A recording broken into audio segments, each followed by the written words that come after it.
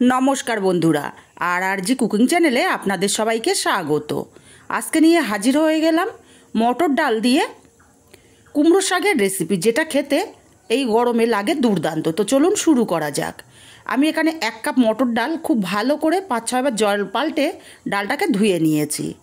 এখন একটা pressure cooker নিয়েছি, মটরের ডালটা প্রেসার কুকারের মধ্যে দিয়ে দিলাম। দিয়ে দেব পরিমাণ মতো জল, যাতে ডালটা সেদ্ধ হয়ে জল একটু থাকে। এখানে দিয়ে দেব হাফ চামচ লবণ, আর দেব 4টে চেরা কাঁচা লঙ্কা, আর দেব 1 চামচ পরিমাণে গ্রেট করা আদা। প্রেসার কুকারের ঢাকনাটা আটকে 5টা সিটি দিয়ে ডালটাকে ভালো মতো সেদ্ধ করে নেব।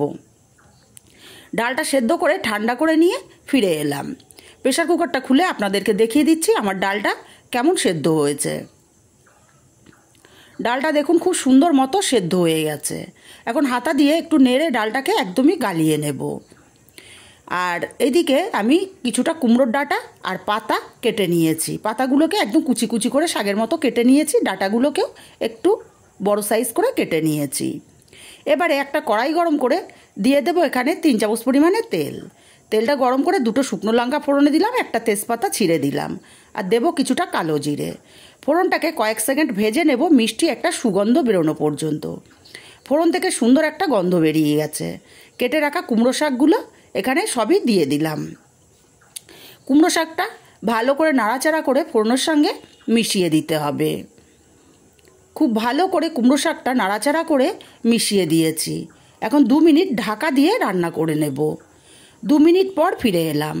2 মিনিট পর ঢাকাটা খুলে কুমড়ো শাকটা নাড়াচাড়া করে দেব। কুমড়ো শাকটা আগের চেয়ে অনেকটাই কমে এসছে। এখন এই পর্যায়ে দিয়ে দেব হাফ চামচ হলুদ, আর দেব স্বাদ মতো লবণ। লবণ হলুদটা দিয়ে কুমড়ো শাকটাকে নাড়াচাড়া করে 2-3 মিনিট রান্না করে নিতে হবে। 2 থেকে 3 মিনিট সময় নিয়ে কুমড়ো শাকটা রান্না করে নিয়েছি। কুমড়ো শাকটা অনেকটাই কমে গেছে। এখন এখানে সেদ্ধ করে রাখা মটর ডালটা দিয়ে দেব। ডালটাকে দিয়ে ভালো করে নাড়াচাড়া করে মিশিয়ে দেব। খুব ভালো করে নাড়াচাড়া করে ডালটা মিশিয়ে দিয়ে প্রেসার কুকারটা ধুয়ে অল্প পরিমাণে জল এখানে দিয়ে দেব, কারণ এই ডালটা খুব বেশি পাতলা হয় না। একটু ঘন ঘন ডাল খেতে খুবই ভালো লাগে। ভালো করে নাড়াচাড়া করে মিশিয়ে ডালটা ফুটতে দেব। ডালটা ফুটে গেছে, এখন 1 চামচ চিনি দিয়ে দিলাম, আর দিয়ে দেব 2টো চেরা কাঁচা লঙ্কা। কাঁচা লঙ্কা চিনিটাকে দিয়ে নাড়াচাড়া করে মিশিয়ে ডালটা আমি 5 মিনিট ফুটিয়ে নেব।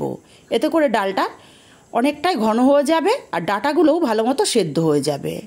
5 মিনিট ডালটাকে রান্না করে নিয়েছি। ডালটা অনেকটাই গাঢ় হয়ে গেছে, ডাঁটাগুলো কিন্তু পারফেক্টভাবে সেদ্ধ হয়ে গেছে। এই পর্যায়ে দিয়ে দেব হাফ চামচ ভাজা জিরের গুঁড়ো, আর দেব কিছুটা ধনেপাতা কুচি। ধনেপাতা কুচি আর ভাজা জিরের গুঁড়োটা দিয়ে ভালো করে নাড়াচাড়া করে মিশিয়ে নিতে হবে। খুব ভালো করে নাড়াচাড়া করে মিশিয়ে নামিয়ে অন্য পাত্রে ঢেলে নিলাম। রেসিপিটা কেমন লাগলো কমেন্ট করে জানাতে ভুলবেন না। ভালো লাগলে কাছের আত্মীয় স্বজন বন্ধুবান্ধবের কাছে শেয়ার করতে ভুলবেন না, আর একটা লাইক দিতে ভুলবেন না।